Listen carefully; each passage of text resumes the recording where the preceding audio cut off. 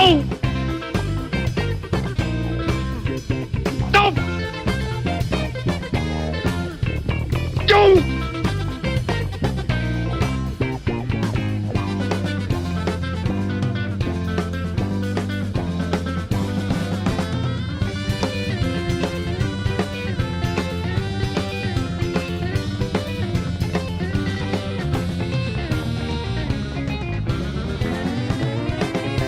Hello and welcome to the Doe Show, everyone, where we're going to do something fun today. It's going to be great. We all figured it out. We've been practicing for months and months. That's why we haven't released an episode. Actually, by the time this one comes out, we probably would have put one out the week before, so never mind. Just a little meta there. But welcome to the Doe Show, guys. I'm your host, Jonny P. With me, as always, is fucking piece of shit over there. Fucking thinks he's cool because he walks a cat on a leash. Whoop-de-whoop-de-doo. But I think of a fucking cat. I fall asleep in the middle of the afternoon. Fuck you, that's Alex Mackley. Fuck you, Alex Mackley. Yeah. With me as always, as well as the post himself, Ryan Bourke. Everyone, give a little golf clap for Ryan, everyone. That's you're not supposed. You don't whistle at golf courses. I know, and I don't listen to you, so... Unless it's like a golf course in the barrio, and then they're probably whistling all over the place. Do Hispanic people golf? I mean, I'm sure there's At least one. someone go, at least one. And a special guest. Don't call it a comeback. We got L.A Mangano in the house. Coming strong. What is this, your third time on the show? Semi-regular... Fourth, actually, way more than that. Fourth? What? Way more Seven? than 3 is definitely 4. How many episodes we got? This is our 21st episode. So if he's on 4, he's on like 20% of them. He might have... He almost has as many as Polly under his belt. That's true. You do, yeah. I think you might be the most featured... you're definitely the most featured guy we got out of fucking Las Vegas. I'll tell you that much. Hey, I'll take it. You, and then right below you is Carrot Top at 0 episodes. Yeah, we'll get him on one. High potential. That'd be great. Have a prop comic on an audio podcast. I can get behind that. It'll be like what we're doing now. We're doing a table read today. So instead of like Carrot Top showing you his props, I would just sit there and explain them. It's a box with a... it's a construction box that has a hand coming out of it. Hand job. Here's the best part. He wouldn't even actually have to bring anything in. He could mime the whole shit up and just like make it up, and you'd have to just go along with it. You know, that's where he started, actually. 1942, Columbus, Ohio. A young Carrot Top, born by the name of Bjorn Johnson, was busking outside of a Cracker Barrel. He was miming, pretending he had little things, and then be like, oh, no, I don't. It's actually something different. Made wheat penny after wheat penny. It was fantastic. It floweth. But we'll save that for our fucking Carrot Top podcast. So like I said, guys, we're doing a table read of the episode Bart vs. Australia written by Bill Oakley and Josh Weinstein. And from what we know about Simpsons writers, because it says Bill Oakley and Josh Weinstein, they wrote this shit together, which is fine. It doesn't give me any other information about the episode. We talked about it a little bit on our last episode. But I mean, I don't even know how to fucking intro into this thing. Do we just start? Is that how people... Well, Leonard, you've done a table read or two before. Do you just start? Do you guys say a prayer before you start? Do you invoke the spirits? Light some candles. Yeah, absolutely. You got to make sure the accoutrements all set up. You want to dim the lights a little bit. I already have a candle lit that's been going for a little bit here. So I have no accoutrement. Alex was actually at a table read. Oh, you know what? I got a big candle right here. I'm about to light that. Oh, we're about to get in the... we got to get in the sense. I got to invoke my my Hollywood. Because I'm the farthest away from the Mecca. You guys can all just face Hollywood and, like, say a quick prayer or two. I have I'm pretty much facing it right now. I might be like 3 or 4 degrees off an angle, but pretty close. Yes, the white cis male Mecca, Hollywood. Where all my screenplays will be read and appreciated. All of my ideas will flourish. It'll be a grand community of people working together for a better cause. And then you go to L.A. and see it with your own eyes. Hey, at least the homeless population in LA keep to themselves, man. The people in Chicago, they just be bugging people. Smells great. I wonder if I fire a laser into the camera, if that's a bad idea or It's not. probably gonna for the break your webcam. camera, buddy. Hey, buddy, that might not be a good idea, guy. Hey, buddy. Hey, that's just biomech waste, huh? That's just an old eyeball. Usually when we do a table read, we'll just all sit down, talk about what it is, say the title, set the set and setting, and then, just go for it. We'll have everybody read different parts. Obviously, I think we got pre-assignments if you check your dossier. Yeah, check your dossier. Yeah. Check the pitch Bible that I sent everyone. I got the NDAs are in the first WNBAs? pocket of the folder. The women's non-disclosure. Oh man. Welcome to the world of sports. Today we discuss the women's non-disclosure agreements. Don't disclose that you're a woman.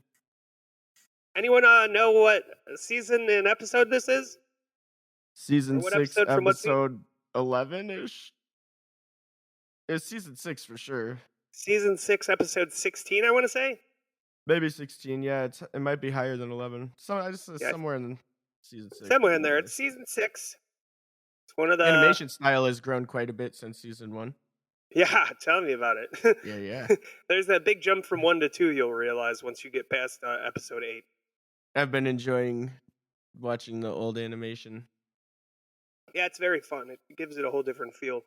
It was 6:16. 616, I knew it is. Double sixes.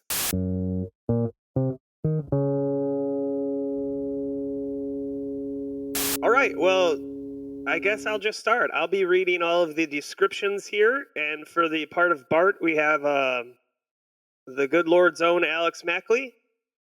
For Lisa Simpson, we have Leonard Mangano. For Marge Simpson, I will be doing the 4 lines that Marge has. And then Ryan will be doing the 4 lines that Homer has. And we'll be filling in all the side characters here and there as we get to them. Three of us have never done a table read? I don't know. I've just barely read this script. I don't know why. I think you're the only one who hasn't done a table read, Johnny. Yeah, because you're the only Alex one. and Ryan have both done table reads with me. I've been in theater. I've done that. Nah. I don't know. That worked. Fucking speak up then, motherfuckers. Don't let me assume. You hear me slowly stumbling through an assumption. I just like to hear you lie and then call you out on being a liar. Listen, it's not lying if you don't know any better. It's not lying. It's called ignorance. All right, let's get this started, boys. All right.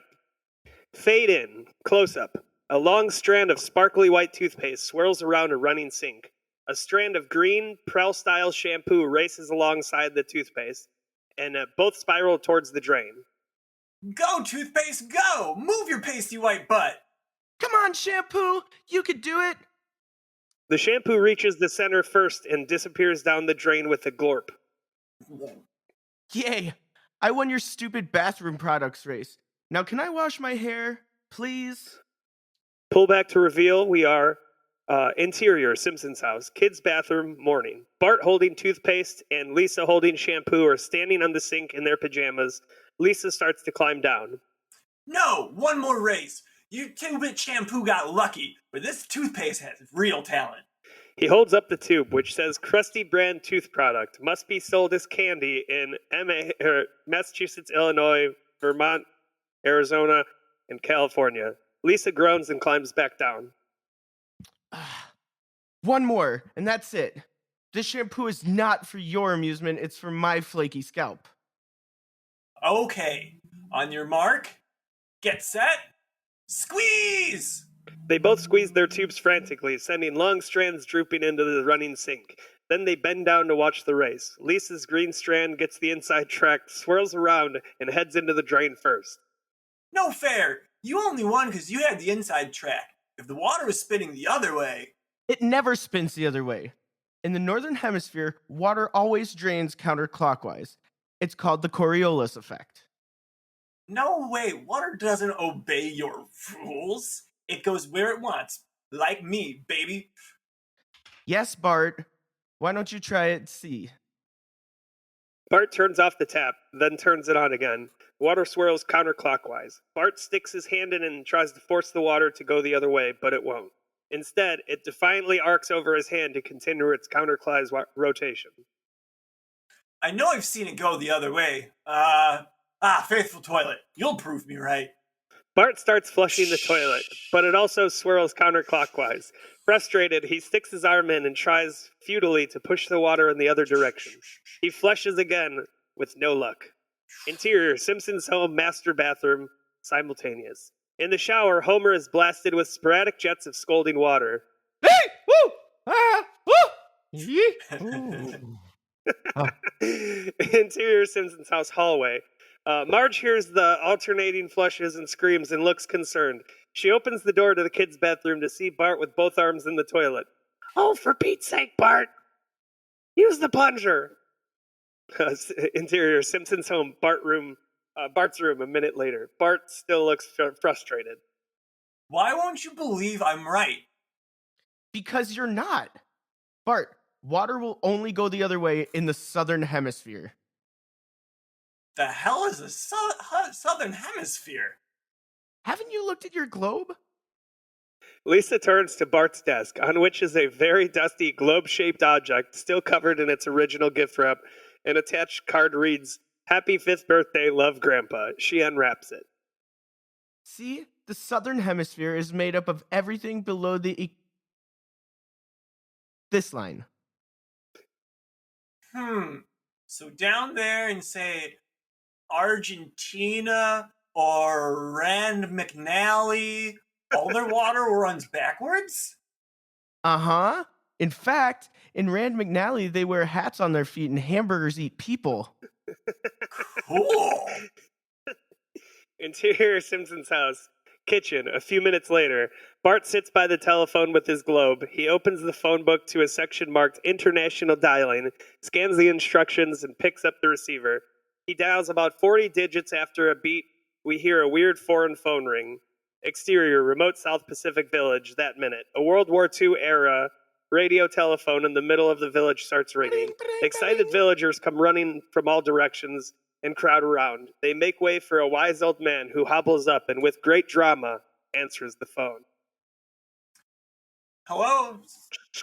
Southern hemisphere. Which way does the water go down in your toilet? Who is this?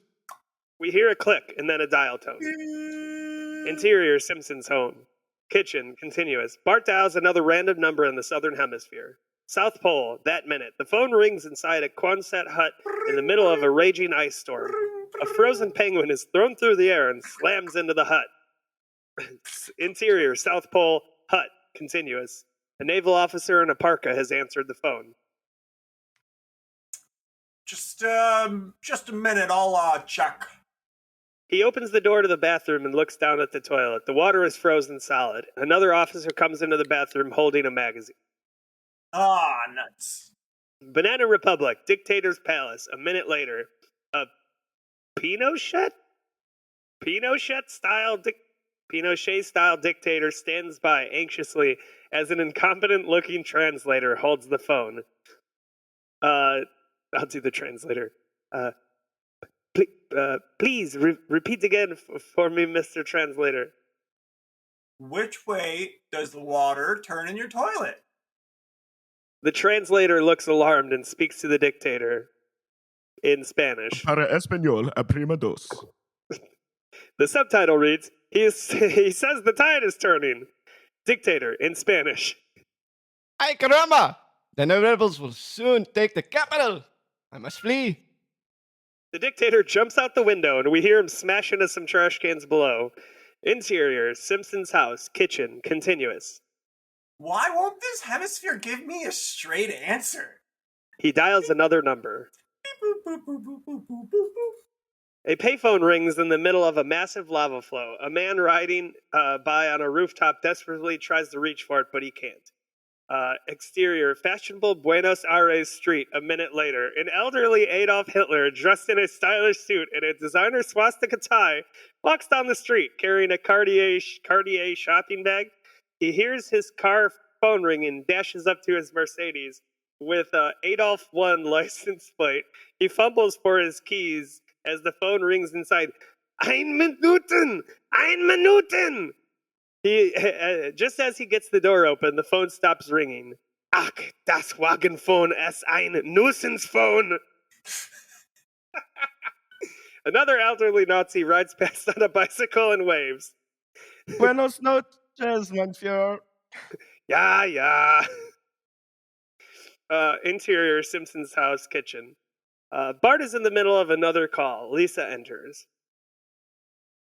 Well, is there anyone on Pitcairn Island who might have a toilet? Bart, you can't actually call these places. Don't you know how expensive international calls are? Yeesh. Sometimes I think I'm the only person in the world who reads the newsletter that comes with the phone bill. Lisa leaves. Bart considers this for a second, then picks up the phone again. Hello, operator? I'd like to make a collect call to...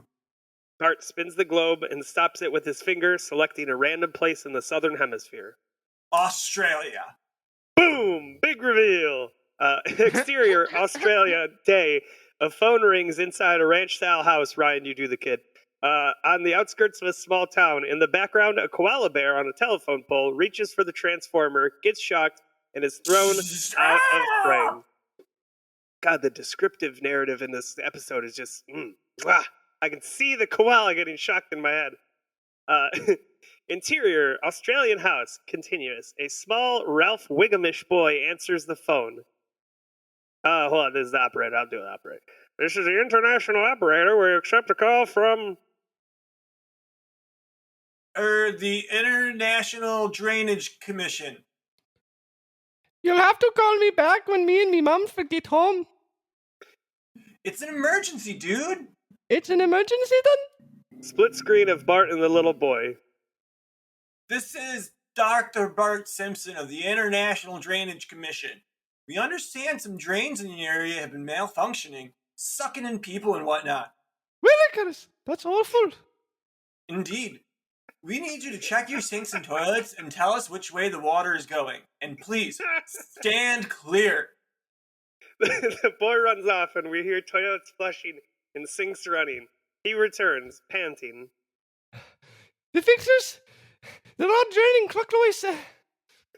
She was right. Stupid Lisa, science queen.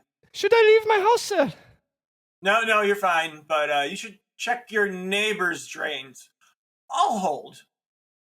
Exterior, Australian house. A second later, the little boy runs out the door and hops on his tricycle. He pedals off down the road towards the next house, which is several miles away. Back to the interior of the Simpsons house kitchen a little later. The phone receiver lies face up on the kitchen table while a bored-looking Bart eats a bowl of cereal. Milhouse comes up to the window. Who's doing Milhouse? Ryan, you do Milhouse. Hey, Bart! The bakery caught fire and all downtown smells like cookies. Want to go smell? Oh, cool! He runs out, leaving the phone off the hook.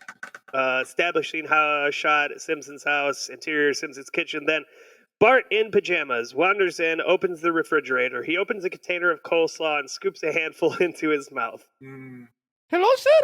Sir? Huh? A startled Bart whirls around to see the phone still lying on the table. He picks it up. Huh? Yeah, this is sir. I've returned from my neighbors. They're draining clockwise too. Oh, draining?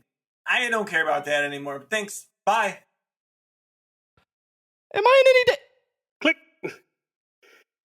3 weeks later, interior Simpson's house, living room night. Homer, wearing bifocals, is paying the bills. He opens a large manila envelope from the phone company and scans the lengthy bill. We see numerous $1 calls to Santiago, Chile, Antarctic Naval Research Station, Nadola, I'm not sure if I pronounced that right. Belarus. Zambia. What? Belarus. No, not Belarus. Oh, we need to do a sidebar of Belarus. The new info has come up. Unnamed settlements, disputed zone, etc. Zambia. Disputed zone. Who called all these weird places? Homer's brain. Quiet. It might be you. I can't remember. No, I'm gonna ask Marge. Homer's brain. Why embarrass us both? Just write the check and I'll release more endorphins. Homer starts writing the check, then suddenly feels a little jolt. Interior, Australian house, day. The little boy's father opens their phone bill and sees the collect call from Springfield and reacts with an alarm. I'll do this one. $900 dues? Well, we're about to get to the bottom of this, we are. Tobias? Little boy enters. Did you accept a 6-hour collect call from the States? It was an emergency call from the International Drainage Commission. Now, Tobias, everyone knows the International Drainage Commission is located in Brussels, not in Springfield. Oh, I'm sorry, I wasn't thinking. Interior Australian house a minute later. The father dials the number on the bill. We see a split screen as Homer wakes up and answers, it is the middle of the night in the United States. Hello? Dr. Simpson? Yes. Is this Dr. Bart Simpson? Oh, hold on. Bart! Wake up! It's time for you. The father looks confused, and the split screen cuts to Bart's room as he wakes up and answers. I'm calling about all the way from Squatters Crag, Australia. I want to speak to Bart Simpson right now. Hold, please. All right, but I don't... Payroll. Bart Stanton speaking. I said Bart Simpson. What kind of company is this? Bart Simpson's office. Thank God, I was... One moment, please. Who do they think I am? Some stupid Aussie drongo? Bleeding Yanks. I oughta... This is Bart Simpson. Can I help you, ma'am? My name is Bruno Dundridge, and you owe me $900, mate. No, you owe me $900. But you're just some punk kid, aren't you? I should have known from the fact that everyone in this company has such a high voice. You tricked my son into taking that collect call, you little monster. Monster? I am not going to sit here while you pollute my phone lines with your foul language. Good day. Foul language? You picked the wrong guy to tangle with, mate. I don't think so. You're all the way in Australia. Bart hangs up. Internal, Australian house. Continuous. The man fumes. That's it. I'm going to report this to me member of parliament. He opens the window and yells across the pasture to a burly man in overalls, slapping hogs. Hey, Gus! I got something to report to you! That's a bloody outrage, it is. I'm going to take this all the way to the Prime Minister. The two run over the hill and down to a lake, where a fat, ruddy man is floating in an inner tube drinking a beer. Hey, Prime Minister. Bruce. Hi, mates. What's the good word? Exterior Australia, lakeside. A few minutes later, the Prime Minister is toweling off and drinking another beer. He looks concerned.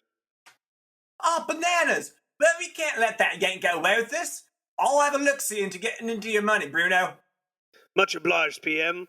The Prime Minister gathers up his inner tube, his towel, and his cooler, and looks for his flip-flops. Bloody hell! Guess your pig has eaten one of my flip-flops. One of the pigs is chewing on a flip-flop. The Prime Minister tries to pull it away, and the pig growls angrily. Close up. Envelope. We see an important-looking envelope addressed to Mr. Bart Simpson, 742 Evergreen Terrace, Springfield, USA. The return address reads, Commonwealth of Australia, official business, and there's a postage stamp honoring 30 years of electricity in Australia. Pull back to reveal, we are in the Simpsons' home in Bart's bedroom a few days later. Bart opens the letter and reads it. Mr. Simpson, blah, blah, blah, misrepresentation over the phone, yada, yada, please remit $900, Australian, 656 American, bling, bling, sincerely some Australian jerk. Bart crumples up the letter and throws it in the trash can. Time dissolve as Bart's hand tosses in letter after unopened letter from Australia. Some are rubber stamped past due, mate, past requirement, and bloody urgent. And the time dissolves continue as his hand tosses in certified letter Letters, telegrams, and large legal envelopes. Finally, he crushes all the garbage down with his foot and tosses in a saxophone. Hey, I need that. Widen to show Lisa running into Bart's room. Sorry, it was making such an awful sound I thought it was dying. I see.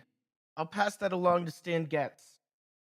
Lisa reaches into the trash can and notices all the letters. She examines the return addresses. Office of the Solicitor General? Office of the Prime Minister? Bruno K. Dundridge Graphic Design? What is all this stuff? Nothing. Some stupid country thinks I owe money. Lisa tears open a sealed legal envelope, pulls out a thick document, peruses it. Bart looks over her shoulder. Uh-oh. Bart, you better talk to Mom and Dad about this. Interior Simpson's house, TV room, a minute later. Bart looks unconcerned as he and Lisa approach Marge and Homer with the stack of letters. Hey guys, it's no big deal, but I'm being indicated for fraud in Australia.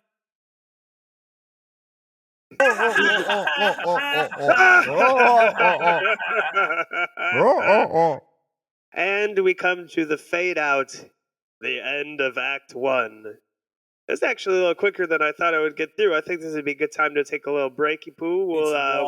We'll put in some old 90s Simpsons commercials here.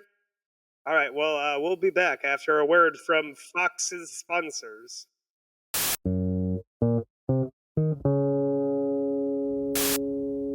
Act 2, Fade In. Interior Simpson's house, TV room, a few minutes later. The family sits around. Marge reads through letters. So they claim I tricked this Australian kid into accepting a $900 collect call. Things got worse when I insulted his father and threw away all their government's letters. And now they want Bart to stand trial for fraud in Australia. And where? Oh, that must be those new states I've been reading about. It's a country, dear. Lisa, blow up the globe for your father. There it is. Australia. I'll be damned. Then he looks curiously at the globe and sees South America. Look at that guy. Country, you are gay. The doorbell rings. Marge answers it to reveal Evan Conover, Phil Hartman. A 40-ish preppy-looking man with a blue blazer and a large briefcase. A government sedan is parked at the curb. Oh my. Hello. You must be Miss Simpson. I'm Evan Conover with the U.S. State Department. He hands her a business card. Undersecretary for Australian Affairs, Trivial Matters Division. Normally it's lost luggage and whatnot, but in this case, I'm afraid little Bartholomew J. has cooked up a mess of a hell. Let me explain. Interior Simpson's home, living room. A few minutes later, Mr. Conover has set up a slide projector and screen. The Simpsons look on. Unfortunately, Bart, our little escapade, could not have come at a worse time. Americo-Australian relations are at an all-time low. It's a funny word. Americo-Australian relations are at an all-time low. He clicks to the first slide, which has a State Department seal and reads, Slide Carousel number 8402A, Australia, hurt feelings of. As I'm sure you remember, in the late 1980s, the U.S. experienced a short-lived infatuation with Australian culture.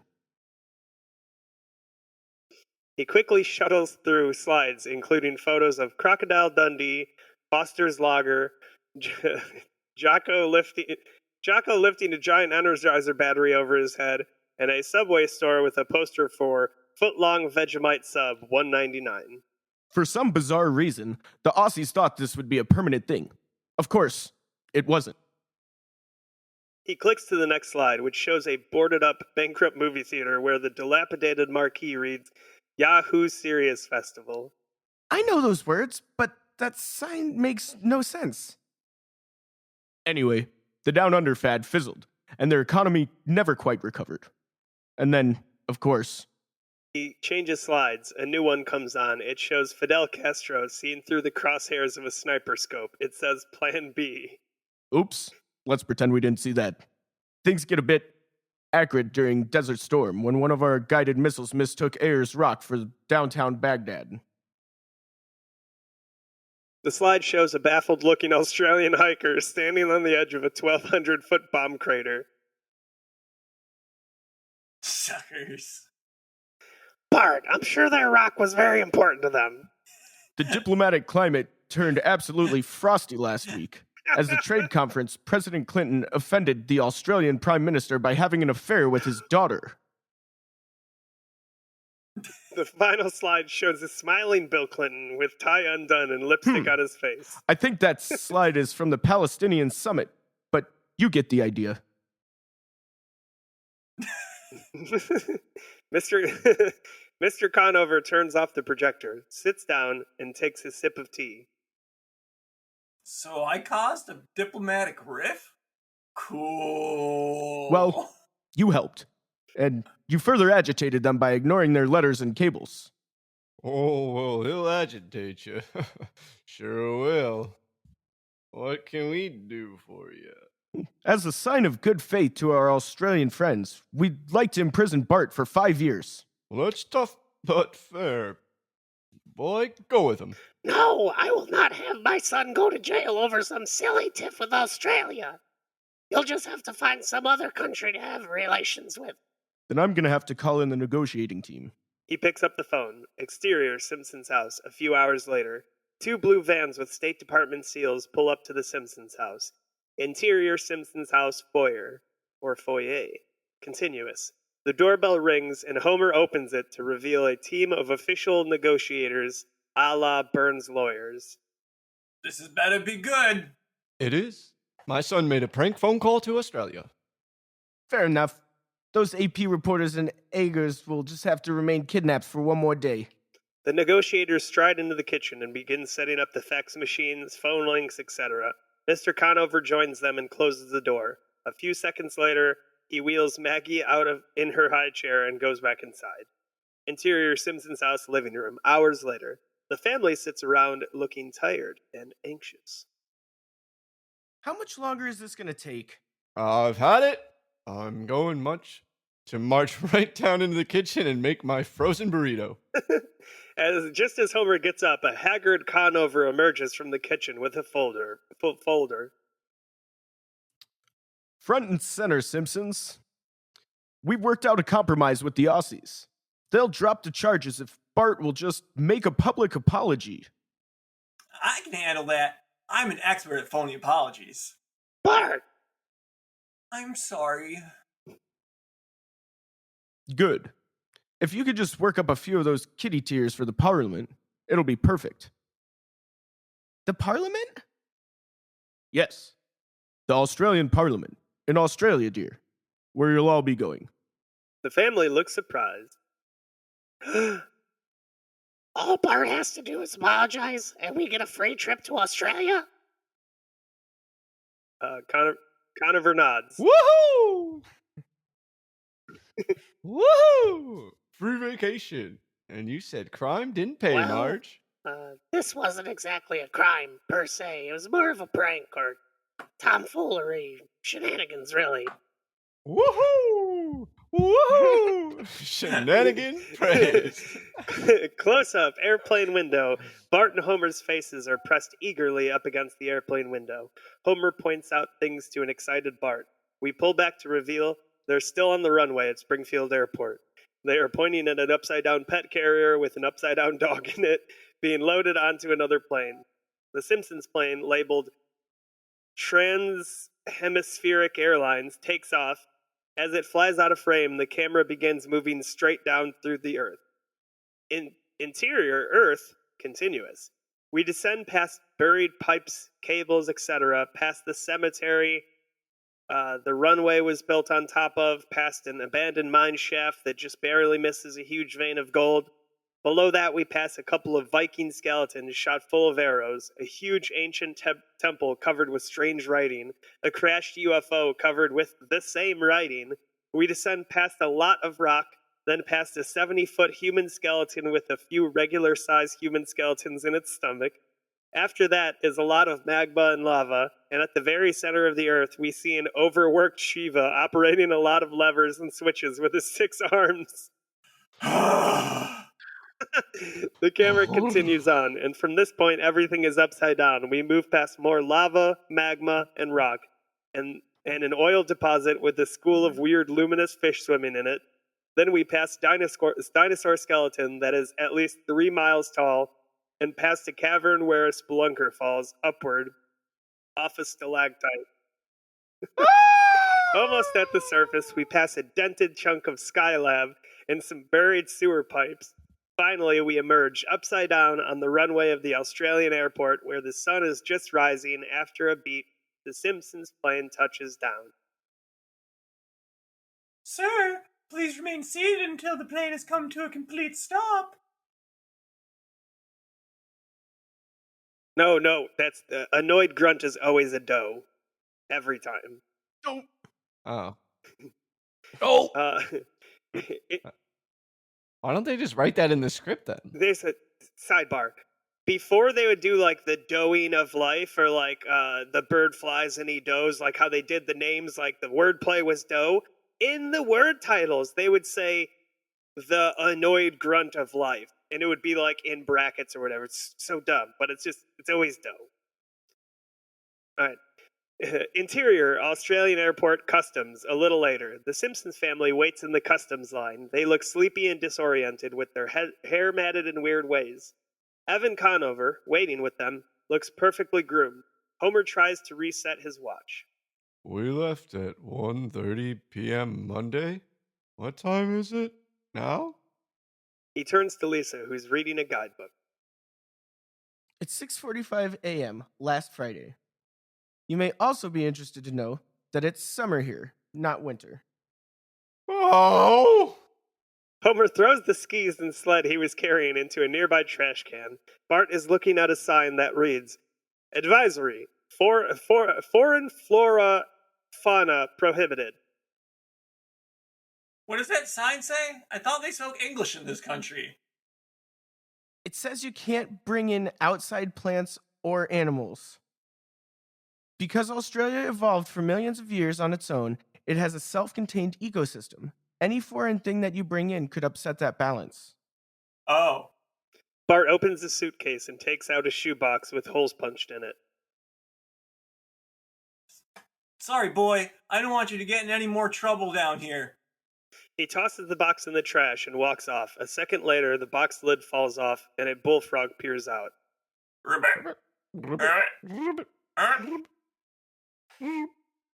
Everyone want to try and do a bullfrog? Come on, everyone do a bullfrog.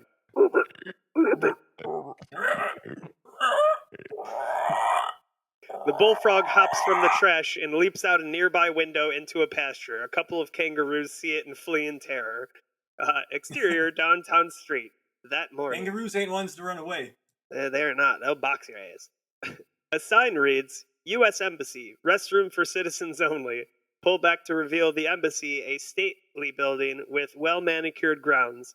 As the Simpsons and Mr. Conover walk through the gate with their suitcases, Homer stops to look at the sentry guarding the entrance. Hey, are you like one of those English guards who can't laugh or smile or anything? Homer starts making faces at the sentry, sticking out his tongue and giggling cretiniously. Continuously? What is it? Continuously? Is that? Do you know that, or you just that's taking how a it shot? No, that's how it reads. Continuously. That's how it reads. Let's Google that shit. We need to talk to these writers to be like, quit with these 75-cent fucking descriptive words. You know, you said giggling, fucking sillily. Make up your own words. It's easier. Right. And we pause. Continuously. Foolish or stupid? Well, Huh? Alright. okay. You could have said. Let me just reread that with something that everyone would understand. Homer starts making faces at the sentry, sticking out his tongue and giggling foolishly. The sentry punches Homer in the face. No, sir. U.S. Marine Corps, sir. Interior, embassy, visitors' quarters, a little later. The Simpsons unpack their suitcases in their well-appointed room. Oh, yeah, this is the life. Boy, next summer, can you commit some fraud in Orlando, Florida? Paris! Bart, Paris! Mr. Conover enters with a distinguished man in his 60s. Knock, knock. Simpsons, I'd like you to meet our ambassador, the Honorable Averill Ward. Hello. You must be the child who made boo-boo in the daddy's phone. You must be the old coot who runs this dump. Hey, sir. Now everything is all set for Bart's apology. Mr. Conover will meet you at the Parliament House at 3 p.m. today. Any questions? Yeah, do the toilets go backwards in here? No, but to combat that homesickness, we've installed a device that makes them swear correct the American way. The ambassador opens the bathroom door to reveal a toilet with a large, complicated device attached. He flushes. As the water starts going clockwise, the machine starts up with a lot of weird mechanical sound effects and forces the water to go counterclockwise instead. Homer gets misty-eyed. Sweet land of liberty, oh, they are sing. Exterior embassy, a little later. Ryan, you're fucking knocking these voices out of the park, dude. The family heads towards the gate. They are dressed in loud touristy clothing, carrying cameras, etc. Homer is wearing his floppy golf hat. We'll meet you boys back here at 6 for dinner. Good luck. Bart, I'm sorry I'm going to miss your public humiliation, but the Wembaloo Dirt Monument is too exciting to pass up. Exciting. They pass a sign inside the gate that says, "Now entering Australia. Observe local laws." Hey, G.I. Joe, your sign's broken. We're already in Australia. Actually, sir, the embassy is considered American soil, so when you're standing here, you're in the States. Really? Look, boy, now I'm in Australia. Now America. Now I'm in Australia. Homer steps in and out of the gate repeatedly. Australia. America. Australia. I get it, Dad. Homer, that's enough. America. Australia. America. Australia. The sentry punches Homer in the face. Here in America, we don't tolerate that sort of crap, sir. Establishing shot. Cultural Center, an hour later. It's a large, modern building on which is chiseled Cultural Center. A huge banner hanging on the front says, "Cart your ass on in." Interior of that Cultural Center, exhibit hall. Marge, Lisa, and Maggie walk past a stuffed emu, a stuffed wombat, and a stuffed platypus. They come to another stuffed animal labeled Zarblex. It has 3 legs, spots, antlers, big buck teeth, and is smoking a pipe. My, they certainly have a lot of unusual animals here. A guard comes up. Sorry if this fella looks a little off, ma'am. He's been vandalized. He steps into the exhibit and removes the antlers. There, all better. Interior, Cultural Center, exhibit hall, a minute later. Marge is looking at a statue labeled First Prime Minister that looks a lot like Jailbird. She reads the plaque below. Australia was originally founded as a settlement for British convicts. Oh, Lisa, watch your camera. Lisa tucks her camera under her arm to protect it. All the nearby Australians grumble disappointedly and inch towards another tourist with a camera. Establishing shot. Downtown street, same time. Exterior downtown street. Homer and Bart walk along. Homer runs up to a yellow traffic sign with the silhouette of a kangaroo on it. Hey, boy! I'll try that again. That was bad. Take that one again. Hey, boy! Get a load of this crazy sign. What do you think are they trying to tell us? Homer is abruptly knocked out of frame by a kangaroo leaping across the street. A few little kangaroos follow. Boing, boing, boing, boing, boing. Exterior beach a little later. Marge, Lisa, and Maggie stroll along a boardwalk. Lisa takes a lick of her ice cream cone and frowns. Yuck. I don't think they made this ice cream with cow's milk. Lisa wipes her mouth with a napkin. On the back, we see a logo of a smiling sheep. Can I go dip my feet in the water? Yes, but be careful. I don't trust these foreign oceans. Lisa takes off her. Wait, hold on a second. Isn't Lisa a vegetarian still eat milk? But wouldn't she be cool with sheep's milk? Isn't that like a trendy thing? Goat's milk is popular. I don't think she's a vegetarian yet. Oh, really? When did that? Oh, Sheep's milk is not a particularly high grade milk. Oh, it's different than goat's milk. I do like sheep. I like sheep cheese. Like Wait, is that Sheep is cheese sheep? is pretty good. It's sheep is like real salty. yeah. Oh, okay. So it would All right. not necessarily make good ice cream. It'd be like salt. I mean, if you were Ew. doing a salted flavor, I guess, like, Salted caramel. yeah. Ew. Like, yeah, you probably Maybe. get Who a good, knows? like, Yeah. sheep's salted caramel Salty ice sheep. cream, but Salty And sheep would we're be named. back to the show. Lisa takes off her shoes and runs down to the water. Just as she's about to dip her toes in, a tentacle, a huge crab claw, and a wide open sharp shark mouth pop out of the water in anticipation. Mom, help! Exterior downtown street later. Homer and Bart walk past places labeled pub, tavern, tap room, alehouse, and groggery.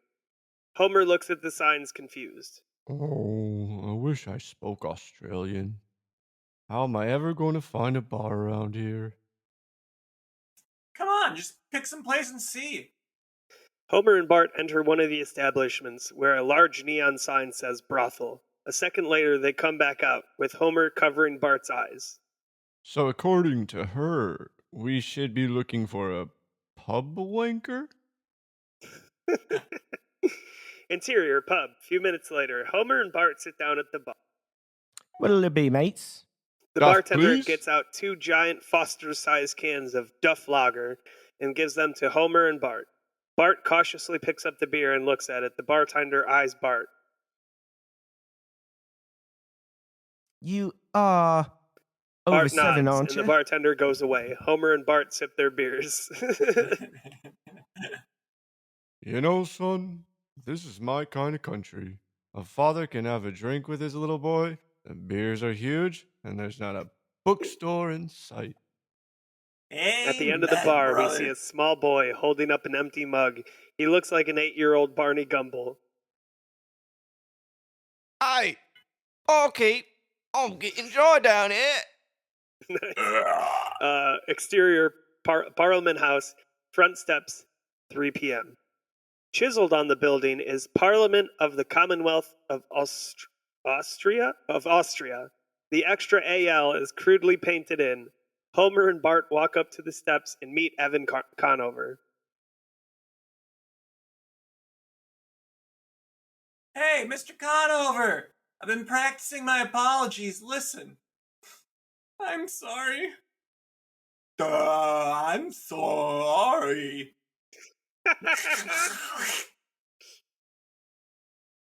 I'm sorry. Oh, I'm sorry. Oh, I'm sorry. I'm sorry. Yes, fine. I'm fine. sorry. I'm sorry. I'll go with one of the less silly ones. Interior Parliament House, main chamber, a minute later. The 3 walk through a set of imposing double doors to the main chamber of Parliament. A large Senate-like room. Legislators who wear powdered wigs and robes line the galleries. Down in the front, the Prime Minister and a few aides sit at the rostrum. Side note, just sorry to stop everything for a second, but I just tried to hit my laser pointer like it was my vape. And like press the button and everything. I'm like, I don't think that's While gonna we're do sidebarring anything. here, I do appreciate where it says ad libs more, and you just kept going. I feel like you would have kept going until Leonard would have cut you off. Until someone But, saw it. Where are we at? Legislators, wigs. I can make up a voice. I can't do someone else's. The Prime Ministers and a few aides sit at a rostrum. The little Australian boy and his father approach Homer and Bart. Homer Simpson, Bart Simpson. I'd like you to meet Tobias and Bruno Dundridge. Father, this is the land which calls the Radio Rodo. Dad, this is the sucker that got us our free vacation. I must say I had you Yanks pegged wrong. I didn't think you'd be brave enough to show up today. We're the bravest country in the world. Kicked your butt in World War II, if I'm not mistaken. The Prime Minister bangs his gavel and the Parliament quiets down. Hear ye, hear ye. This session will now come to order. Good day, Right, mates. Bruce. Good day, Bruce. We all have to hold on. We have to all say that. All right. So, Alex, you're Prime Minister, right? All right, you lead us in. Yeah. All right. Hear ye, hear ye. This session will now come to order. Good day, mates. Good day, Bruce. Good day, Bruce. Good day, Bruce. Now then, with this cooperation in the United States State Department, we have present today one Bart Simpson. You'll recall that Master Simpson's crime sparked a long and heated debate, during which we consumed a record 3,000 beers. Woo! Yeah! Now, before we get down to business, I believe he has something to say. Bart? Bart walks to a microphone in the center of the chamber. Everyone looks on in anticipation. I'm sorry. I'm sorry for what I did to your country. Homer gives Bart the thumbs up. All right, first rate apology, chap. Well spoken, young man. Now that you've confessed, come to punishment. Two burly guards approach Bart from behind and slap heavy manacles on him. Punishment? Nobody told me about any punishment. Well, a simple apology would be a bit empty. Angle on Homer, and an outraged Homer tries to dash towards Bart, but is restrained by a guard. He turns furiously to Evan Conover. You bastard! You sold us out! I know, but as a result, we've regained an inconsequential ally. Suddenly, a loud, repeating thud rattles the walls. Everyone turns to the double doors, which open to reveal a muscle-bound martial artist wearing one huge boot. He enters and takes a few practice kicks at a nearby punching bag. The bag bursts.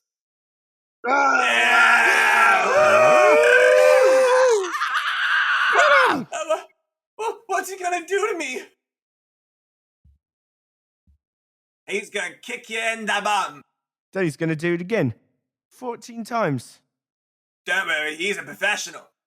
The martial artist walked towards Bart with an ominous thimp thump, thimp thump, thimp thump, thimp thump. Because one of the shoes are bigger than the other, so it's thimp thump, thimp thump, thimp thump.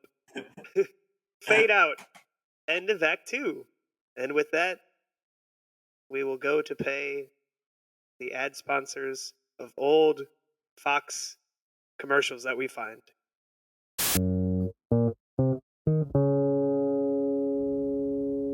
Act 3. Fade in. Interior.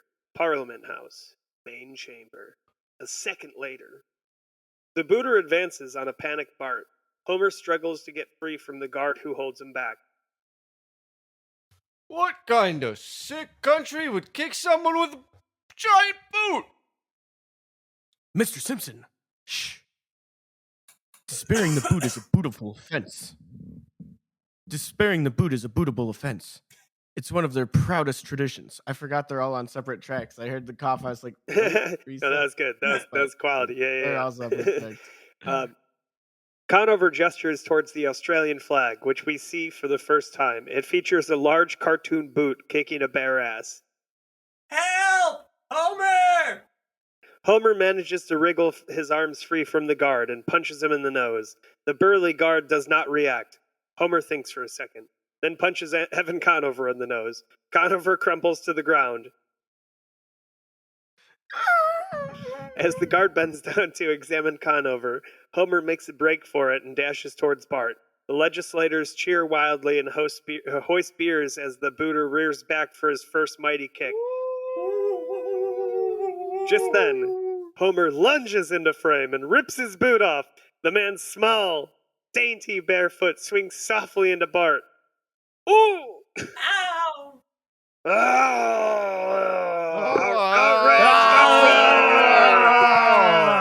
Several guards and legislators rush Homer, but he keeps them at bay by brandishing the boot.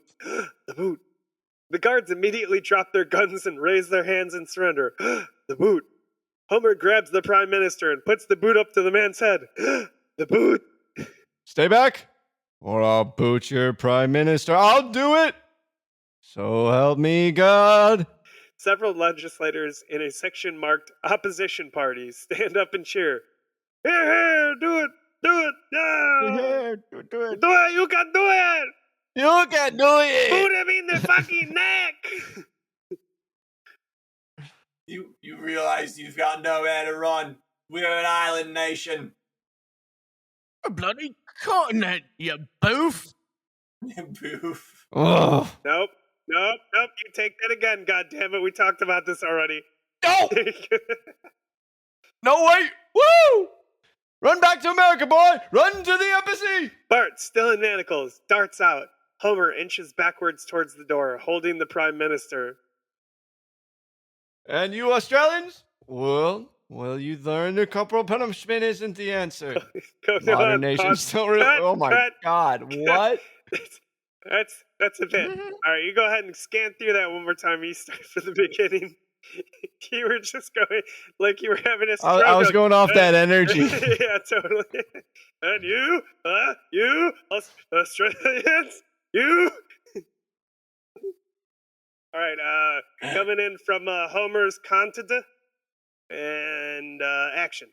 Continued. I was making a joke. And you, Australians, when you learn that corporal punishment isn't the answer, modern nations don't rely on outdated concepts like discipline and morality. They rely on hip, trendy concepts like mollycoddling. What the? Mollycoddling? Mollycoddling and permissive therapy. Embrace these gentlemen, and you'll raise free, spirited children who aren't afraid to insult strangers in public and divorce their parents if they feel like it. Remember, as the old saying goes, you must spare the rod and spoil the child. Farewell. Homer chucks the boot out a window and runs away. Can I just say that this is a speech that Homer gives, and his side like thing that he's known for is strangling his child. Like it's literally known for strangling Bart. But if another country tries to boot him, he comes in like, "No, I will fight your entire parliament." Did this happen in the episode? Like, I do not remember this. I think yeah, as he's like backing, it's like as he's backing out the door with the parliament member, and then like he throws him and the shoe out the like off the window. The dialogue may have been altered a bit here and there, but I think most of this is episode. But like he literally says, modern nations don't rely on outdated concepts like discipline and morality. they rely on hip, trendy. Yeah, you'll raise free-spirited children who aren't afraid to insult strangers in public. Talk about, okay, so this came out in the 90s. That's what I'm saying. This is like way before its time. You know, raising children that are divisive and yell at adults. And say, dude, you know, sidebar again, I had to leave a fucking Facebook group of a radio station that I really like. And I'll just say one word why I had to leave it. Fucking boomers, man. They're crazy. All right, back to the story. Well, it's like I'm not big on respect your elder. I like the respect your mother and father type deal. But the rest of them, like, I don't have to respect you. You ain't done shit for me, dog. He doesn't have a fascia. Isn't that cool? All right. Exterior, Parliament House continuous. In the parking space marked reserved for Prime Minister, we see a beat-up VW Bug. The giant boot falls into frame and completely crushes the car. Exterior, Parliament House, front steps. That minute.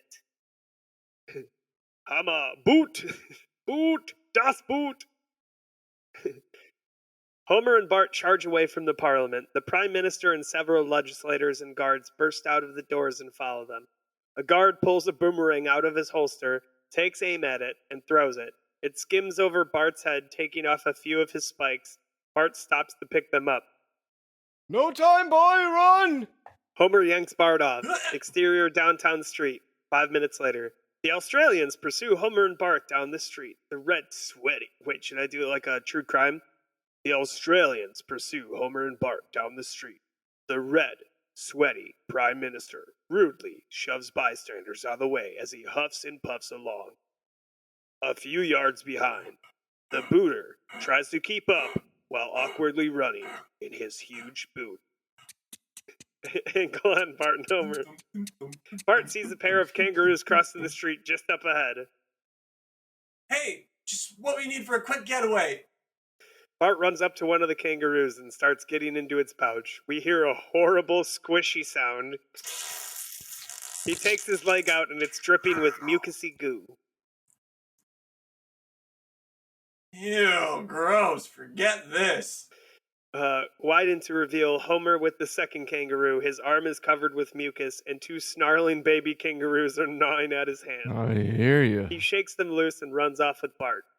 Exterior gift shop, downtown street, that minute. A festive sign says south of the equator gift shop, a la south of the border. Below, another sign reads, Pedro says, it's high quality. Oh, God. Pedro says, it's high quality. Interior gift shop, stupid fucking sign. Lisa stands by. A display of musical instruments playing a soulful jazz riff on a didgeridoo. No, it's soulful jazzy. Soulful jazzy, get it right. You're flat. That is the You're soul flat. of the didgeridoo right there. You're just sharp all the time, Johnny. You little high-strung, pitched bastard, you. You need to get some stretches in your life. I can feel the tension in your shoulders from over here. Email us at the Dosho Pod. Is it the Dosho Pod or the Dosho Podcast? But email us either way. Dosho Podcast. Send us any jazz didgeridoo audio tracks you have. If you've ever heard of it, if it's a real thing, I want to hear it. Because you talk about canonical plot holes in The Simpsons. I know a guy that knows some jazz and knows some didgeridoo, and I think he might put some together for you. All right. So, Marge, holding Maggie, browses through the souvenirs. Oh, this will be a nice gift for Grandpa. She pulls out a t-shirt that reads, Bugger off, I'm retired. Mom, you said I could have one souvenir, right? I want a didgeridoo. That seems very noisy and expensive for a souvenir. Why don't you get this nice cap?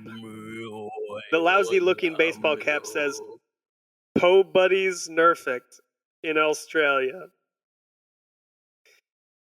It's clever, just like you. Lisa rolls her eyes. Then the shopkeeper walks past them, shooing several bullfrogs out of the store with a broom.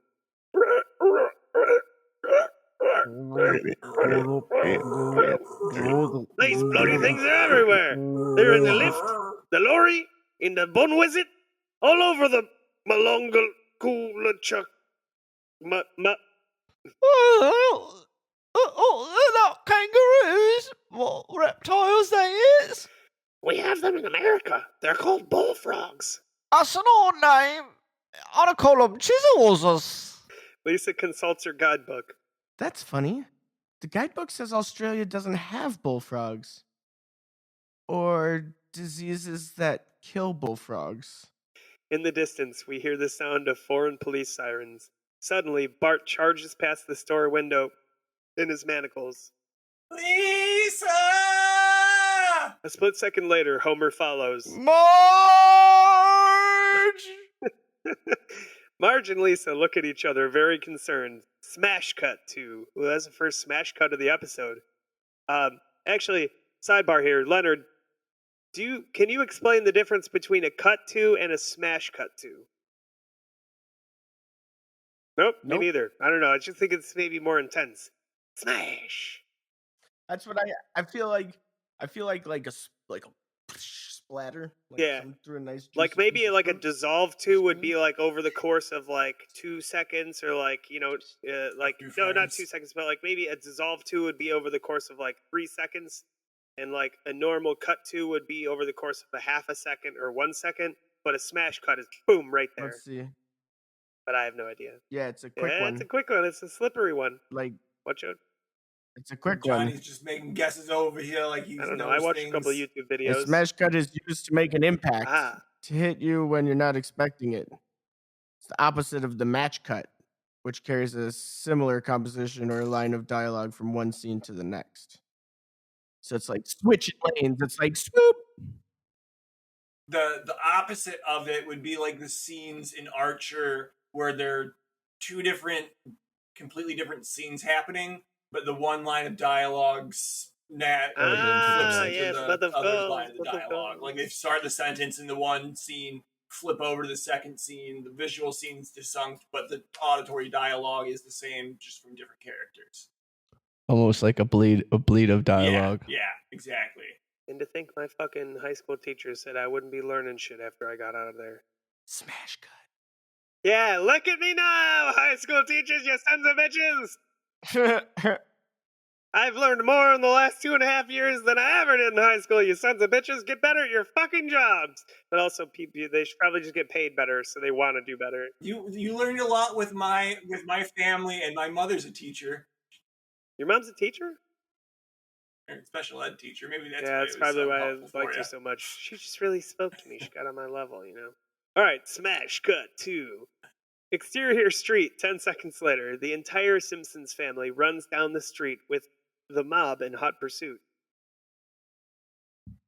So I assume the apology didn't go well. Not great. How is the sightseeing? Meh.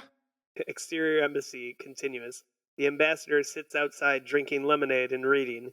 He hears all the commotion and looks up to see the Simpsons sprinting towards the embassy, followed by angry Australians and police cars. Oh, for crying out loud, they're coming back. He runs over and starts frantically trying to pull the gate shut before the Simpsons can get in. Marge, Maggie, and Lisa squeeze past him and run onto the embassy grounds. Homer and Bart make it part way through the gate, just enough so their feet are on U.S. soil, but the ambassador blocks them. He tries to kick and shove Bart and Homer back into Australia, but they won't budge. Please, Mr. Simpson, go away. I think I speak for the entire United States when I say we're sick of you. I have the root of a jerk. I'm an American. You're violating our civil rights, man. And even we kids know that civil rights violations can translate into huge cash settlements. Fine, come in. The sentry locks the embassy gates just as Australians arrive. They press up against the gate in an angry, shouting mass. Just don't make the situation any worse. USA! USA! USA! USA! Bart and Homer start dancing around and taunting the Australians. Interior embassy visitors' quarters that night. Outside the window, a tired Homer is still dancing around. No. You. Us. USA. Lisa looks outside as Marge uses a hairpin to pick the lock on Bart's manacles. Well, it's officially a siege. They can't come in, and we can't go out. If Kennedy were still president, he could fix this. Or Johnson, or Nixon, or Ford, Carter, Reagan, or Bush. I can't believe our government would set up Bart like this. I must say, I'm very angry at the State Department right now. This has been very upsetting for me. I might be severely traumatized if anyone ever tried to punish me again. I understand. I won't punish you anymore. Marge hugs Bart. He sticks his tongue out at Lisa. Mom! He's tricking you! Next, he'll be claiming he has post-traumatic stress disorder. No, but I think I'm coming down with the Stockholm Syndrome. Oh dear. We better get you into bed. Lisa, get your brother a glass of water. Lisa grumbles and goes into the bathroom. When she turns on the tap, nothing comes out. Uh-oh. The Australians must have shut off the water. Next, they'll probably... The electricity suddenly shuts off, and we hear the low groan of turbines shutting down. The family stands in the dark, only their eyeballs visible, in classic Simpsons form. Actually, I was going to say, bombard us with heavy metal music. Ear-splitting heavy metal music instantly starts blaring from outside. Exterior, embassy, very late that night. The heavy metal continues. The Australians, wearing protective headsets, stand outside the gate with a set of enormous, pulsating... No, keep going. Pulsating speakers. The Prime Minister holds up a sign saying, "Send out the boy." Another guy holds up a banner reading, "This is sponsored by 101.5 FM, Metal Mania, and Duff Lager.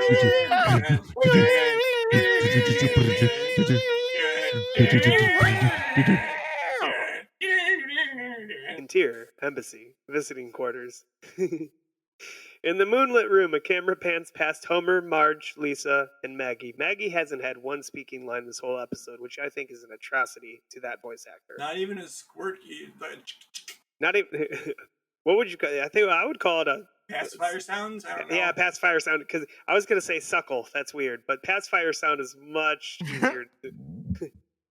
Maggie, all of whom are lying awake with dark circles under their eyes. The camera continues to reveal a delighted Bart playing air guitar to the music. Exterior embassy the next day. Note! A few bullfrogs hop past in the background during each of the following scenes. Keep that in your head, people. I will say it one more time. A few bullfrogs hop past in the background during each of the next scenes. And we're getting into a little bit of an Irish thing because they're Irish bullfrogs. The Simpsons, Evan Conover, and the ambassador sit outside at a picnic table. Everyone looks haggard, and the men are unshaven. Besides them, a Marine cooks food on a barbecue grill. I don't think we can last in here much longer. Our supplies are running out. Frieza. They both look accusingly at Homer, who is eating food off the grill as quickly as the Marine can put it on. Put another shrimp on the barbie. Put another shrimp on the barbie. Exterior embassy. Front gate. A little later, Conover and the ambassador argue with the Prime Minister through the gate. You Yanks think you're so flippin' superior, what with the paved highways and public libraries? But we'd like a bit of respect too, we would. So hand over the bloody boy. We cannot turn over an American citizen without his consent. It's the law. And unfortunately, our Constitution does not specifically exclude the Simpsons. Yet. Perhaps the boy would agree to a lesser punishment. Well, all right, but it's got to include a rum kicking. Internal embassy, visitors' quarters. Minutes later, the ambassador and Conover sit with Bart. Bart, are you familiar with the term patriotic duty? I'm changing the ambassador voice. I'm sorry. Okay, You originally did it like that, and then you switched in the middle, and now you're back to the original. Yeah, that's when the government wants something for nothing. Well, not nothing exactly. You get to go home and put this whole unpleasant affair behind you. I say. Well, what do you want me to do? The Prime Minister just wants to kick you once. Through the gate. With a regular size shoe? Yes, I believe it's a wingtip. Dad has those. They don't hurt at all. Okay, I'll do it. Exterior embassy. A few minutes later, everyone watches hopefully as Bart strides towards the gate with a look of brave determination. Thank you, Bart. I promise I won't make fun of you for this later. Show 'em what those American butts are made of, son. The crowd falls silent as Bart approaches. The Prime Minister eagerly buffs his shoe in anticipation. When Bart gets close to the fence, he turns backwards so his rear is facing the Prime Minister. That's it, lad. This for the Commonwealth of Australia. The Prime Minister swings his foot back for the kick. Just then, Bart steps away, out of kicking range. And this is for the United States of America. Bart drops his pants, bends over, and moons the Prime Minister. On his naked butt is written, "Don't tread on me."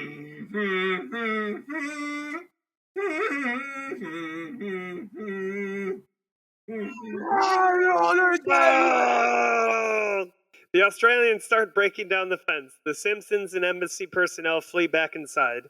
Exterior embassy rooftop.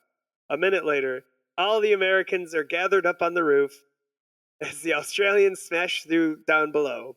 A U.S. military transport helicopter flies over the embassy and sets down on the roof.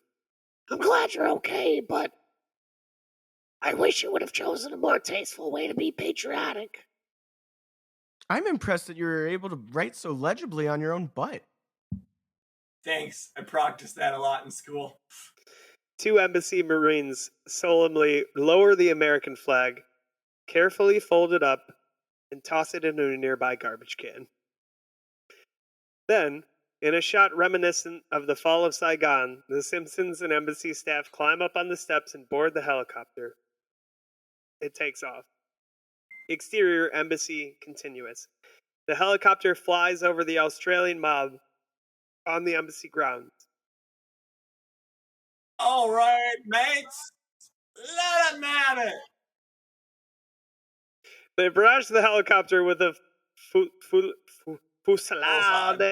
Fusillade. That sounds like a salad that you get at Leonard's restaurant. Yeah, that You sounds want the like a pasta salad. fusillade of empty beer cans. Interior, helicopter continuous. Homer turns to the pilot. Hey, do we get to land on an aircraft carrier? No, sir. The closest vessel is the USS Walter Mondale. It's a laundry ship. They'll take you the rest of the way. I worry that I'm going to have a hard time forgetting this trip.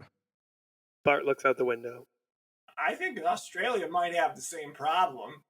Exterior embassy continuous. The sound of the helicopter fades away. It is replaced by the thunderous croaking of thousands of bullfrogs. Many frogs hop into frame, and the Australians look worried.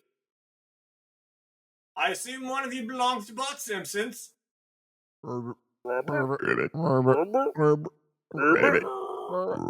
do that one at a time. Give your best. Okay, Leonard, you start. Give your best because it says here bullfrog. Non-committal ribbit. Give your best non-committal ribbit. Ribbit. Ooh, that definitely says I think we should just be friends. All right, Mackley. Ooh, that says I can't be with anyone because I need to work on myself. Ryan? Ribbit. That one definitely is it's not you, it's me. That was not you, It's it's me definitely for not. sure. That's exactly what I thought. Okay, good. All right, here's mine. Back off. It's like, hey, back off, stay away from me. Put me down. All right. And fade out. The end. And that was Bart vs. Australia. And I say we'll be back after a short intermission.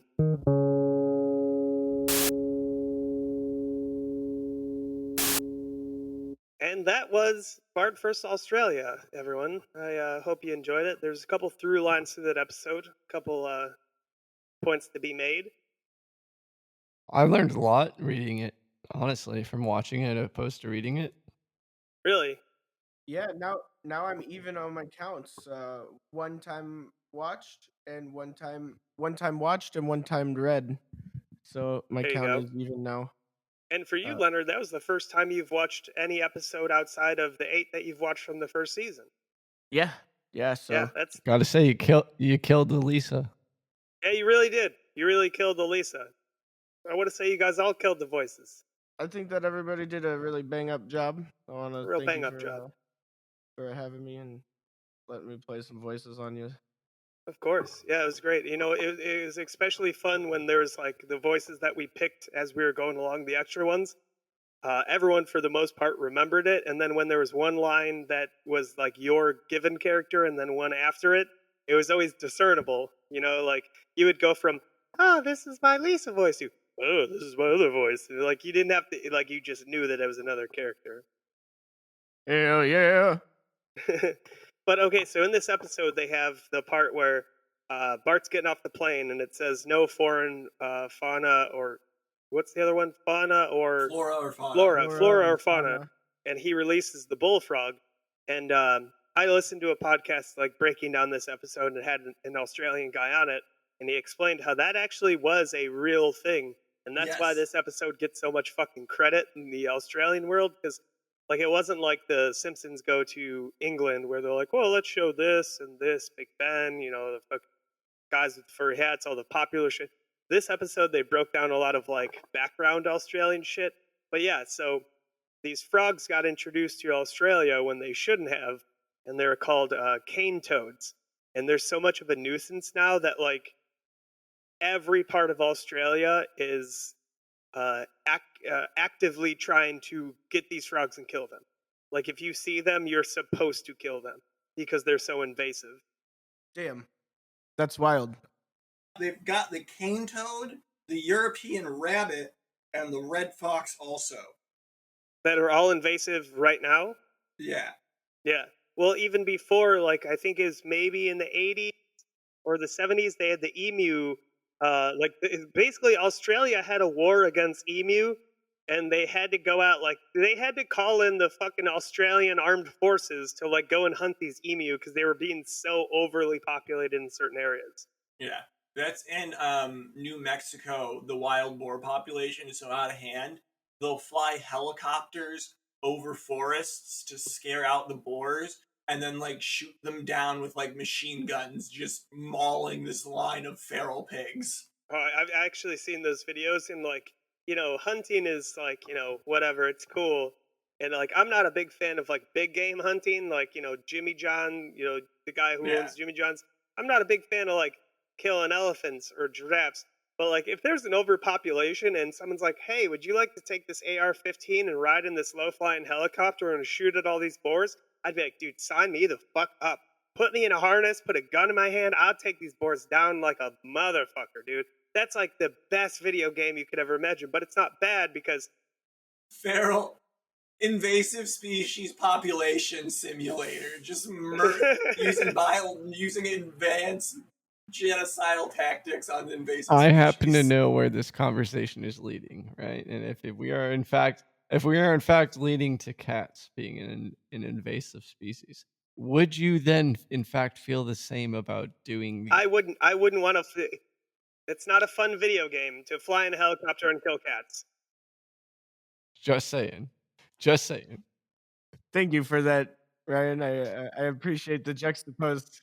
This is where I'm going with the cats, the existence of cats. Now that I've been studying one in an environment, I'm pretty sure that they are the leading edge of an alien invasion force, and that they are biological little weapons. We're talking about cats. We're talking about cats. Okay, all right. Specifically the kitten. I don't think cats are supposed to make it to the cat age. I think they're designed to be little, like the aliens launched them at us, and they kind of like can't even associate with us, but they're filled with so many like parasites and worms and fleas, and they've got this virus in them that affects your brain and actually affects your behavior and changes the way that you do shit. I think they're supposed to be launched into the society, and then they slowly take over it and become the rulers like they did in Egypt.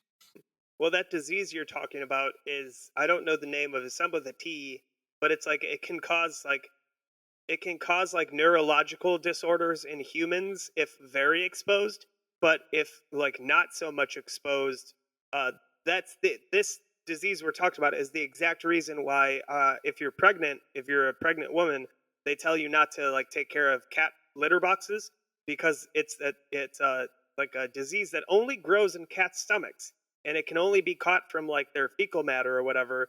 But with more and more, there it is, yeah. So like if you are like a crazy cat lady and you're pregnant, you're cleaning 25 litter boxes for the whole 9 months. That sentence doesn't make sense. You can't be a crazy cat lady and be pregnant. You're a crazy cat lady because Unless you're a crazy cat lady who's pregnant with the cat.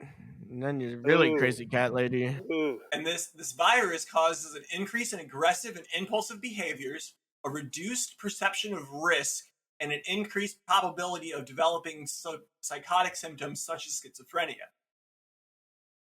I got bit by my cat the other day.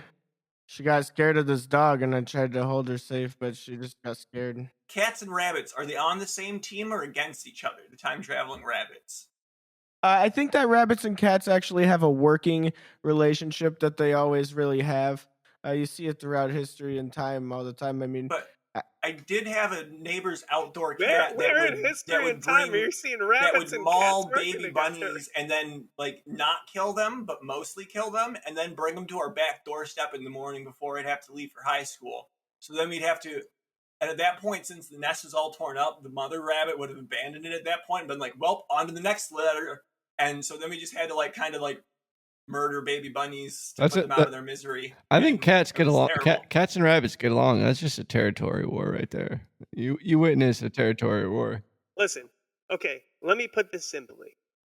If you have a cat that likes to go outside, You should learn to leash him up and be responsible. yes, but That's what me and Smudges, the Dojo Podcat, does. Yes, Check out we our under- TikTok. yes, check Does us it? out on TikTok. But no, so when people are like, "Oh, well, my cat just loves going outside," it loves going outside so it could go kill small animals. Peggy's And the if head of it's- administration. She stays inside, right? She stays inside. Yeah, She absolutely stays inside. Smudges, as captain of a the res- street team, he's got a leash. I appreciate that callback, Alex. As a responsible cat owner, you should have cats and keep them inside. Now, the only offshoot of that is like Alex. He brings out his cat on a leash. Or if you live in a farm. I have a yard, and my cat hangs out in my yard and That's eats the the thing. grass. It's supervised yard time, right? Yeah, sometimes I leave them out there for a little bit, and I go and take a poop or something. Come back. But you come back, the cat's in the yard. They're just hanging out in the yard. They lay on the big rock. They like to look at the lizards that are on the top of the trees. And If you leave your cat out there for so long, they're going to, because they get fed at home, they're going to see these natural prey, and they're going to chase them and kill them for sport. So it's like, how it's not like, fishing's not so bad if you go out and you catch the fish and you eat it.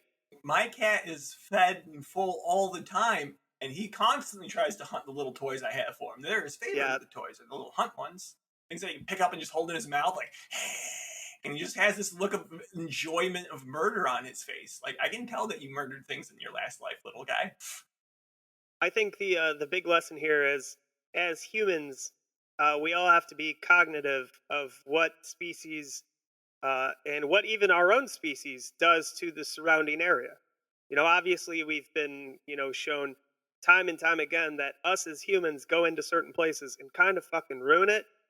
And other times it could just be like, oh, you make something really dirty, there's a lot of litter. Or it could be like, you look at like the Yellowstone thing, where the human population has driven out certain animals and it caused a complete shift in the ecosystem. But then Yellowstone brings back wolves, and the whole ecosystem shifts back to the way it was supposed to be, even to the fact that they have certain fish and birds and animals that are it's protecting the shoreline from erosion because the ecosystem is balanced. But without like a natural predator, then these animals go unchecked. Like without a natural predator for a deer, they overgraze and they take away certain things for other animals. We are able to exist in a civilized manner and, a technological manner in this world with nature and not fucking throw it all off. It's honestly not that hard to do. Yeah, and like there's no natural stray cat population in Los Angeles before people got there. If you just bring that animal in, it's gonna kill birds and animals. Actually, cats, like stray cats and feral cats, are responsible for like, I think what I heard earlier today is like 75 different extinctions around the world just from like cats. But we digress. In Australia, in Western Australia, there was something called the Emu War in 1932. The Emu War. Have you heard this? Have you seen this? Have you heard about this? They actually fought a war against the birds? Yeah. Was it emu on emu or emu versus other birds? No, that it can fly? was emu versus people. Was it a emu versus multiple people, or like No, oh no, That's not fair if it's even numbers. Emu I was mean, so it fucking- wasn't like the emu and the Australians had some like verbal debacle and they got into an argument. No, these were pests. They were considered pests at the time. They would like overgraze and just like they were ruining all these crops and everything. And it got to the point where they were hunting them. So in 1932, the war was conducted under command of Major G.P.W. Meredith, one of the 7th Heavy Battery of the Royal Australian Artillery. They had to call in the they called in the artillery for the emus. But here's the thing. I mean, like, if you've seen ostrich, right? You've seen emu at the zoo before. Would you go up against one of those? Would you go up against one of those with a machete? I would not. With just a machete? Probably no. If it was 1v1, I would. But if there was maybe potential others in the area, I wouldn't. Because, like, you think, like, if it was a sharp machete, one good They got that long front-facing neck. Yeah, but I'm talking one good, hi-ya! And then you're talking like a headless emu. Why would Australians in a desert have a machete? It doesn't make any sense. Emus and Australians in the desert with machetes. They both have machetes. The emus also have machetes. I assume every Australian just like has a machete on their belt, like by default. That's my if you look at like the wild outback of Australia, like the biggest part of all the Australians live in big towns like Sydney or these areas, and then there's the relating subdivisions, or not subdivisions, but suburbs. My point to saying that is it's 2022. You don't think everybody that is in those areas has a weapon of, a little more destruction? Oh yeah, but we're talking about military involvement in 1932 against emus. If you give me a halberd, if you give me a blade on a long stick, if I get like 4 feet of reach on the emu, I'll go. If I get 4 to 5 feet of melee range, I'll go in. If I'm only at like the 2 feet from like a machete, I'm not going in on the emu or ostrich. I'm just You're not telling me it. there's no musket too risky in 1932? Come on, dude. Okay, so let me just read you the contents. But do you think they're going to expend ammo on some birds? No. They're going to get them blades out. They did. Not without getting the government involved. I see. One guy has a pistol just in case. He's got a musket just in case. But everybody else has the machetes. That's just to kill himself if things get out of hand. He gets captured by the emus. It's one bullet. He's got a pistol, 1 musket bullet. That's only for that like brigadier general colonel guy. He's got 1 bullet for himself. Everybody's armed with machetes. There's like it's a 4-to-1 emu to person ratio. Let's go. Emu War Simulator. Let's make it a game. You know what? I'd play it. Diary entry 123. The emus have surrounded us. We thought about using our 1 musket bullet. Like the ratio of emus to people increases as you get more and more people. You only have so many funds to fund weapons and equipment to defend against the emus. They just keep coming in waves. You can't win the simulator. You will lose. You just want to see who gets the most waves. Yeah, it's like those zombie survival game. All right, so do you guys want to hear? So the contents of this article, number 1 is the background of the issue. Number 2 is the war. And we're talking human-emu war. And now 2.1 is the first attempt. And that means that there were multiple attempts to take out these fucking emus. Hold on. Let me get through the contents real quick. 2.2, second attempt. 3, aftermath. 4, legacy. 5, see also. And 6 is references and 7 is external links. But we're talking background, the war, aftermath, and legacy. That's why Conover said it's an inconsequential ally. They launched a war against emus and had to try it again. They couldn't complete it the first time. All right, so we're going to do this choose your own adventure. Do you want to hear about the first attempt, the second attempt, the aftermath, or the legacy? Legacy. I think I'm more interested in Legacy than anything All right, else. Legacy. Like, Here we go. did anybody Straight get from- any awards for this? Like, is Oh, it's a someone very- getting it's a very like, short- getting some it's a- like medals on their uniform for slaughtering emus? Like, It's a very short. 2,500 emus slaughtered. I brought back 2,500 emu beaks. Don't disrespect him. He's an army man. Look at his emu badge. He's got the golden emu badge. They had to hire like Austrian special forces to accomplish it. All right, here we go. Legacy. In recent years, references to the Emu War have been a popular internet meme. That's one legacy.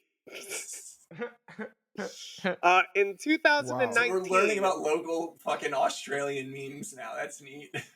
in 2019, keep that local Australian. I'm gonna meme try and idea. find some of those. I'm gonna try and find some of those. No, I have one. Hold on. In 2019, a musical adaptation of the story was workshopped in Melbourne by playwright Simeon Yailoglu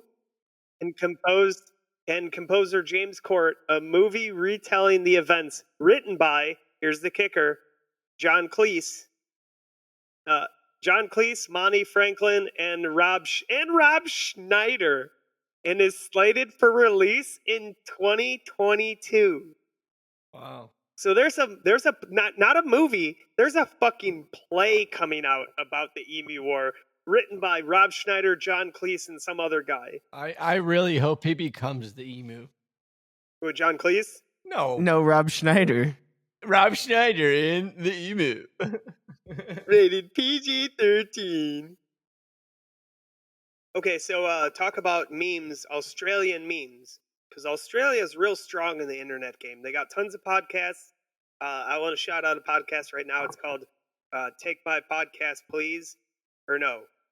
Shut Up and Take My Podcast. I got this wrong before. I've told this story before. It's an Australian Futurama podcast. But okay, so as far as Simpsons Australian memes go, this episode is the epicenter for Australian memes. The little kid's name is Tobias. In Australian meme lore, they make Tobias out to be this like crazy MDMA taking like Aussie drongo, as they say. And so they have a lot of memes where like so ecstasy in Australia isn't called ecstasy, they're called fucking pingas. And there's a lot of memes with Tobias, and like they'll take other like the episode where Ralph Wiggum Lisa gives the "I choose you" thing to Ralph Wiggum, but it'll be photoshopped to be Lisa gives it to Tobias, and he'll be like, "Oh, what's this then?" And he'll open it up and it'll, fucking pingas, and it'll just be a bunch of ecstasy pills inside the fucking thing. But yes, we've gone through it. How'd you guys feel about that table read? Be honest. I thought that was pretty fun. It was pretty good. I think everybody did a pretty good job. Yeah, it was fun. I had a good especially time. for like not doing it super often, and Yeah. it's one thing when you come in and you just read off a And script we're all and just kind of hopping in on side voices, no Yeah. assignment type deal. You're like- not prepared, and so it's always nice to see where you're at, and then if you wanted to get better at that particular one after you do that read, you'd go back and you'd read it again and you'd memorize it, and you'd spend actually, a bunch of time with it. Johnny was doing a door thing there. He wasn't talking to us. He was talking to the audience. What did you guys think of this? No, I actually was talking to you guys. Thanks for all the compliments. Can you say compliment? Can you say 5-star rating on iTunes? 5-star rating on iTunes. But okay, so like say we do another table read. I have a couple other scripts. Would you guys want to keep the same characters? You want to shake it up next time? Shake it up. Shake it up? Shake it I up. feel like we're not going to do it for the next episode. So No, it'll be maybe next month. yeah, Yeah, so we can record let's it worry whenever. about it when it's time. I should probably watch some Simpsons and understand Yeah. the characters a bit more. I mean, I'm getting there. I wouldn't be against the idea of you just hopping around a little bit. Check a little out from a later season. Just get yourself excited. Yeah, I gotta do it from the top though. Yeah, you do whatever you want to do it. But with that being said, guys, thank Unless you for you find listening an to the Doe episode you want me Show. to watch. I'll give you all the episodes we got the scripts for. But a little homekeeping at the end here. email us at the doshowpod@gmail.com. Go ahead and I keep trying to come up with the social media pages, but if you just go to any social media page you're on, whether it be Facebook, Instagram, that's about it. TikTok, Dosho Podcasts. Dosho Podcast. Wait, is that the thing? Yeah, that is the thing. Yeah, TikTok, fucking Facebook. Instagram. Sean Instagram. The Dosho. OnlyFans. OnlyFans at the Dosho. You could see Alex's butthole while he's sleeping because he sleeps naked and he didn't realize there's a camera on the ass end of his bed. Sometimes you get his butthole and the cat's butthole at the same time. Sponges likes to do biscuit making on my belly and towards my legs, so I have to have clothes on. Otherwise, he just mauls my belly and leaves a bunch of little stretch marks. We have to end our podcast in the traditional way we've never ended it before. Say goodbye, everyone. Say goodbye, everyone. Goodbye, everybody. Good night. So long, everybody.